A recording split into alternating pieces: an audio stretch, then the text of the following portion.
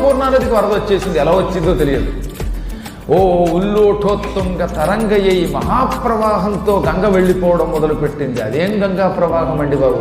కెరటాలు ఆకాశాన్ని అంటుతున్నాయిట. ఆ ప్రవాహానికి చుట్టుపక్కల ఉన్న గట్లు కూడా దిగిపోతున్నాయి. అటువంటి సమయంలో శంకరులు వారు యువతల ఒడ్డున ఉన్నవాడు అవతల ఒడ్డున ఉన్న శిష్యులకేసి తిరిగి తక్షణం నా దగ్గరికి రండి, ఇది గురువుగారి ఆజ్ఞ అన్నాడు.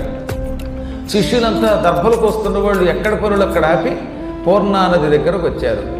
తీరా పూర్ణానదిని చూడగానే వాళ్ళ గుండెలు లబ్డబ్బను కొట్టుకోలేదు, బాబోయ్ బాబోయ్ అని కొట్టుకున్నాయట. అంత మహాప్రవాహంగా ఉంది పూర్ణానది ప్రవాహాన్ని చూసి వణికిపోయి అవతల ఒడ్డునే ఉండిపోయే శిష్యులందరూ గురువుగారండి నదికి వరద వచ్చిందండి, వరద తగ్గిన తర్వాత అప్పుడు అవతల ఒడ్డుకు వస్తామండి అన్నారు. ఇంతలో ఈ సనందనుడు మాత్రం మా గురువు పిలిచాడు, చావైనా పర్వాలేదు రేవైనా పర్వాలేదు అనుకున్నాడు.